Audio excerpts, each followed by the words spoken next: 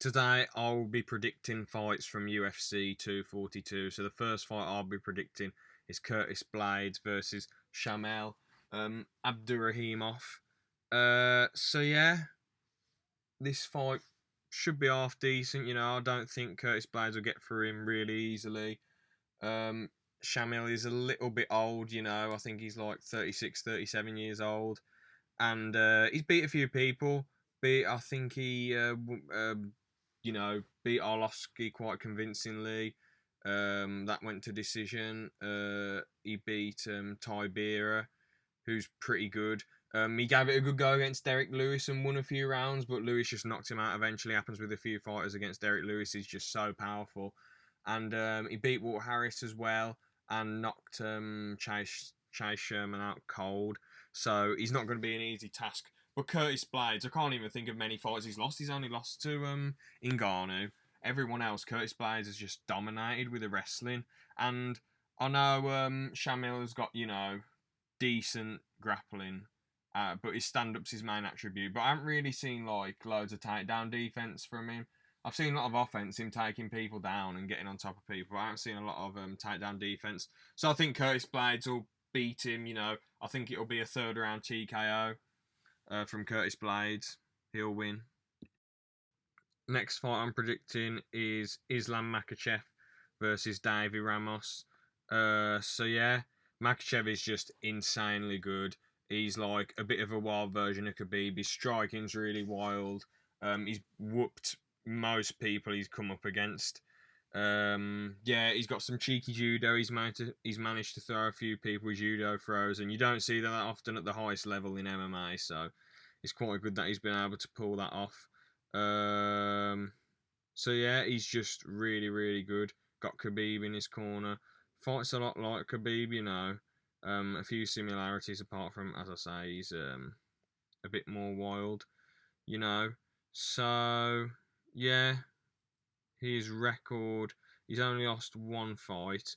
He's really good at Sambo as well. He got a gold medal in that. And he hasn't really beaten any big names yet. He did get knocked out once, I remember. He sort of like came forward and then just got hit and he was just out of it. Like he came forward really far and just got hit. Yeah, as I say, they're really good wrestling, really good judo. Mostly gets decisions, but he has knocked one guy out in the UFC and he's got a submission armbar as well. So, but yeah, mostly unanimous decisions he's been getting. Really good fighter. But Davy Ramos, he's a really good grappler. He's won gold in ADCC before. He's good with the gi and no gi, and he's a third degree black belt as well. I haven't really seen a lot of striking from him, to be honest. It's mostly just really good grappling, really good offensive grappling.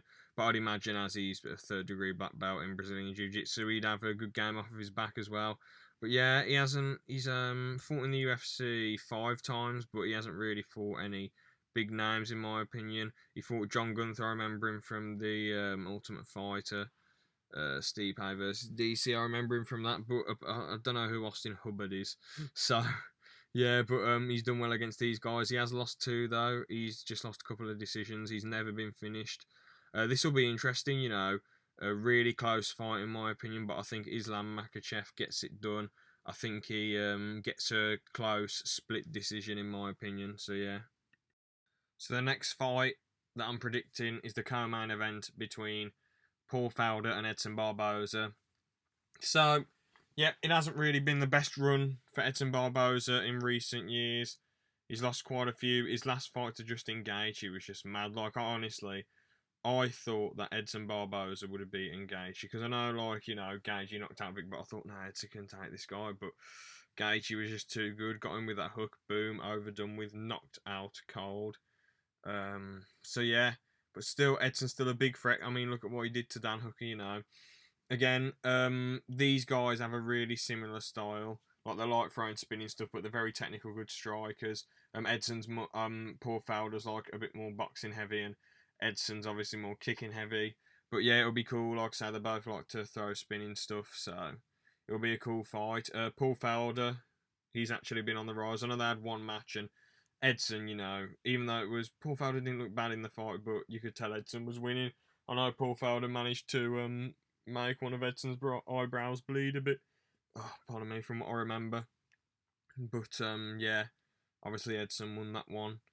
But I do think, you know, Paul Felder's improved loads since then. I mean, remember, that was like his second fight in the UFC, you know.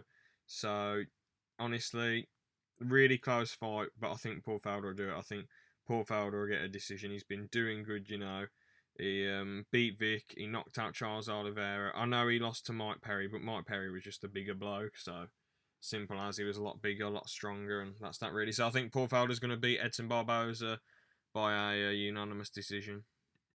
Now on to the main event, Dustin Poirier versus Khabib Nurmagomedov. So yeah, this fight is just, you know, absolute madness. Really, it's a really difficult one. Thing is, Dustin, you know what he did to Max was really, really good. Like Max nearly had him finished in the third, but Dustin's heart, man. The thing is, people who have Khabib fought before, like Ally Quinter, he has heart, you know, but Dustin Poirier, you know, he has heart and he has loads and loads and loads and loads of skill. And you know, he's really built into the weight class. He's quite big for a lightweight now, to be fair. Even he wants a 165 division, so you know. But Khabib, at the end of the day, he's rarely lost a round. Like he had a bit of adversity against Ally Quinter because he stood up with him. He absolutely dominated McGregor, dominated Edson, dominated Michael Johnson, dominated RDA. You know, he's just wrecked everyone, really, to be honest. Dustin, he's had ups and downs in his career, you know. He isn't like Khabib, who's just totally undefeated. But a lot of people are just going to instantly pick Khabib and think, oh, Khabib's going to do it, Khabib's going to do it. But I think it's a lot closer than people think. I do think this will be a close fight. I think Khabib gets it done.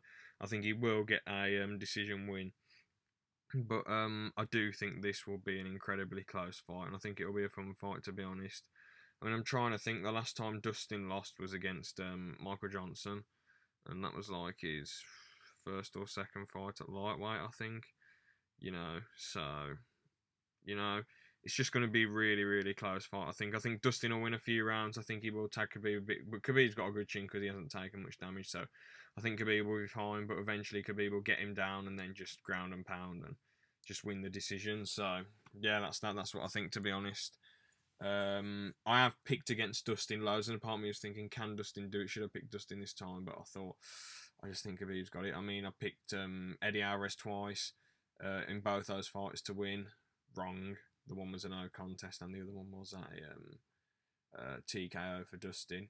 I picked him Gaethje to beat Dustin. I have no idea why, to be fair. And then picked Max Holloway to beat him, which, you know, we all, you know, just jumped on the Max Holloway train because we thought he's this good at featherweight, he's coming up to lightweight and he's just going to thrash him, you know. So, yeah, you know, I've just got to pick Khabib, and I'm picking against Dustin again, but it is what it is. Obviously, I mean, picking against him, like, in my own time, I haven't uploaded that to YouTube, me picking him or not picking him, you know. But obviously, you already know that. Anyway, so that's the end of my prediction video. Thanks for watching. See ya.